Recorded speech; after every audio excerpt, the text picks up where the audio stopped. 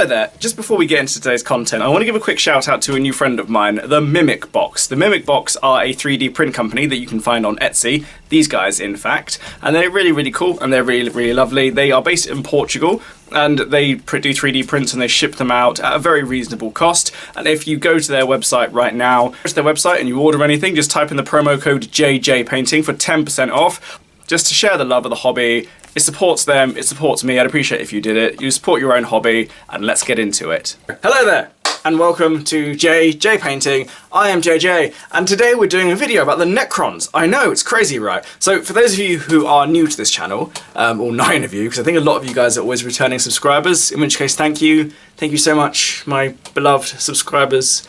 Thank you, you make this possible, and you make me want to do this more, because I really appreciate you guys coming back again and again. So thanks for that. Especially you, Peter, and you, Michaela, and you, David. And I think there's a few of you now, and Tio, and Tim, and I think there's a Claudio as well. I'm just going off like the names of the people who leave comments. I'm going to just check that. Anyway, I'll do that later. Anyway, at the end of all this. And obviously Mimic Box as well for the lovely 10% discount code, who are doing this pro bono and quid pro quo. Quid pro quo, that's what this is. Anyway, this has become a very long and very rambly introduction. I'm very sorry if you're new here. But anyway, so what we do on this channel is we take a model from the hobby, we paint it up, we talk about something somewhat related to that model. Sometimes it's about the hobby itself, sometimes it's the lore, sometimes it's book review. It's all very fun and all very chilled. And today we're going to be painting this flayed one right here, whilst we talk about the evolution of the Necrons over the years. So, without further ado, let's crack on. It's important that we start with what the Necrons are, and what they have always been, both in the lore and in the game, both for us as players and for everyone else. The thing about the Necrons is they've always been one of those races which come under the demograph of serious bad guys. When you don't want something quite so massively important to the lore as the Chaos Marines, but you want something that is a little bit more, how shall we say, ambiguous than the Eldar. And that's very much where the Necrons fit quite nicely. One of the nice things about them is that because of their backstory, they've always given the universe a sense of bigness and a sense of timelessness. They're a very old race that have been dormant for a long time. And their wars with the Eldar do make it feel like the universe and the conflicts within the universe have been going on for a lot longer than just the 10,000 years of the Imperium's history. The idea that the Necrons have been around for millions of years is actually quite a big thing and is only recently been unpacked. But the good thing about them as well is that for most of their history, they've had a very big sense of mystery around them. They've never really been a race where everything's been explained and everything's been up front. The same way that the Imperium and arguably the Eldar have always had their entire stories open and ready to look. And this means that for those of us who've been in the lore for a particularly large amount of time, have had a very good opportunity to watch the story of the Necrons evolve and develop as time's gone by. Similar to the Horus Heresy, but maybe not in quite as much detail as, nearly 60 novels worth of backstory, as it were. But anyway, the other thing I want to do here now is start to talk about the last 20 or so years that the Necrons have been around and how they've changed in that time, and look at the periods. So obviously the Necrons, like I said, have always been the bad guys throughout this time, and as I also would probably like to make a point now moving forward, that's something which has remained the same. And even though there have been a few ambiguous moments throughout their history, they've very much been considered one of the villains against the Imperium and against the other races. They've always had their own agenda, but that agenda has always been a little bit oblique to everyone, even people who play them. So this is where we're going to start talking about how they've changed aesthetically over the years, and how as a race they've changed in both in model form and a little bit in the lore. So let's start with 2004. That's far enough back that we start to see the serious changes. So this is from 2004 to 2008. The Necrons back then had a very limited but quite distinctive range of models. A lot of the other armies had very similar aesthetics that obviously crossed the borders. So Chaos Marines and Space Marines were very similar in a lot of ways. Eldar and Dark Eldar had quite a few similarities when you go back and look at the older models for both of those races. Well, the current Eldar models, when we really think about it. The only ones who were really distinctive and very different, Tau and Tyranids were the only other armies that really fell into this more unique category because they didn't have any similarities to other races.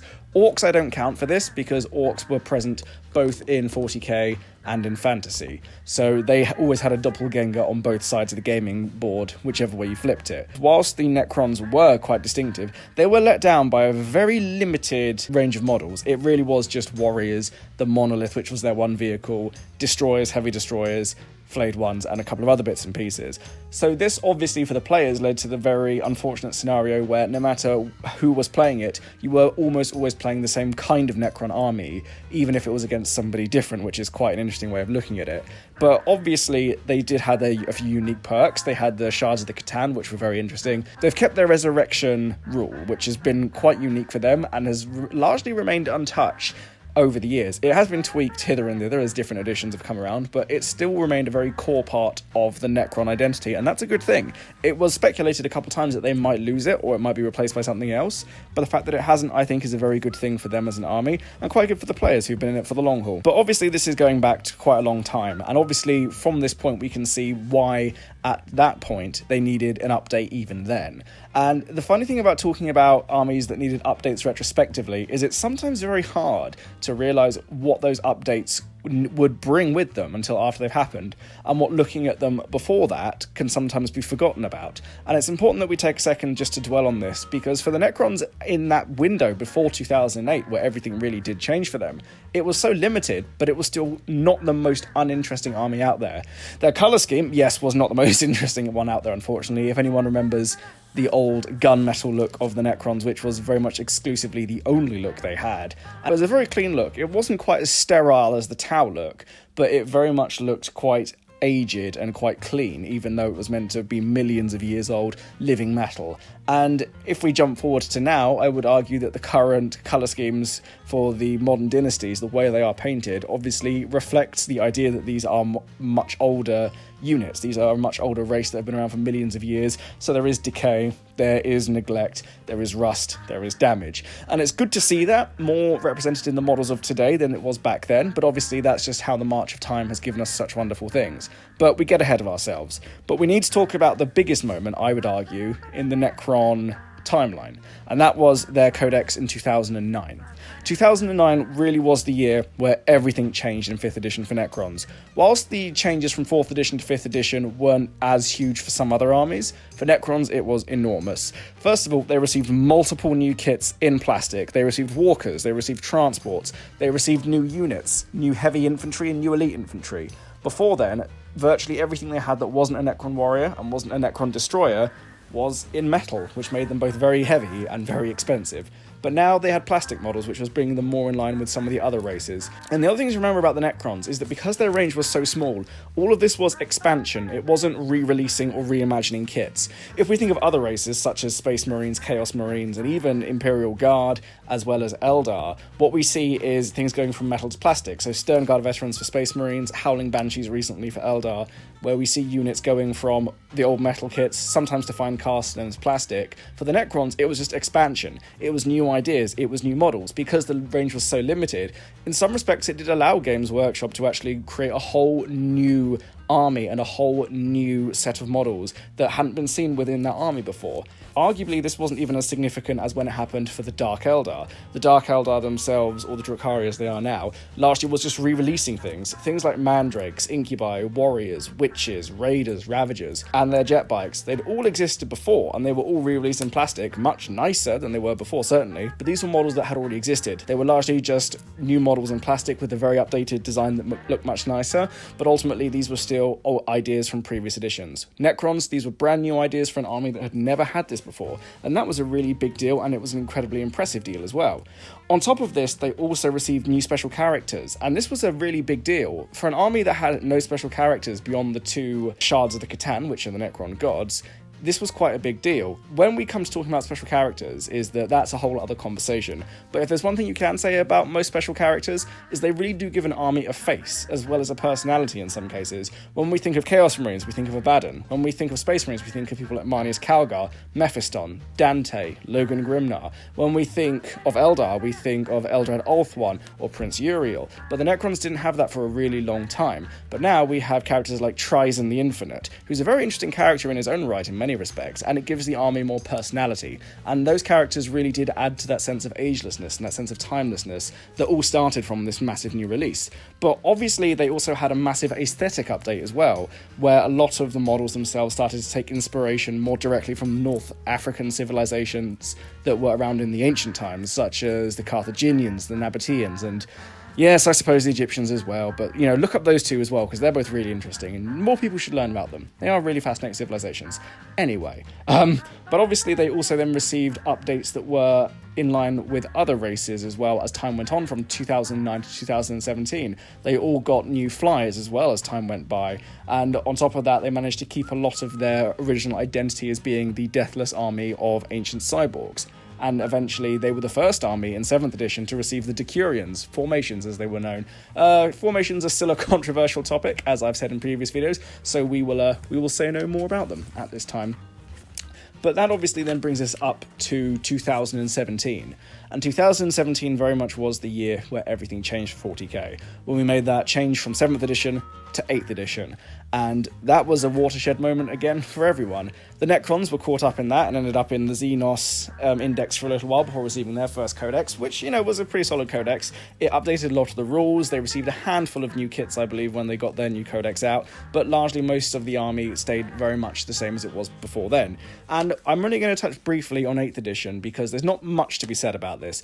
8th edition was the time where everyone was learning how to play 40k again. Necrons were no different in that respect either. Their new codex translated quite a few of their old ideas, such as the living metal and the resurrection, and a lot of the other things such as their anti-cycle ways, and the fact that they had gone from being a very slow army from their 4th edition years to a much faster army in more recent years, but depending entirely on how you played them. And the reason I say they became much faster as well is because they had faster units, they had more fast attack units, they had flyers, they had things that could literally phase through buildings. In many ways, a much more manoeuvrable army than people who were playing them back in the day actually had access to before, and that's quite interesting. A lot of armies these days, I would argue, are definitely far more manoeuvrable than they were back in 4th edition, but the Necrons are one of those armies which, when you think about how they were back then, you wouldn't have expected them to be that way now. But 8th edition was kind of where that point was starting to become a lot clearer, especially when rules for things like flyers began to change, where things such as the ideas of outflanking and infiltrating, concealed positions as it's called now, a lot of the terminology changes, but the idea of being able to deploy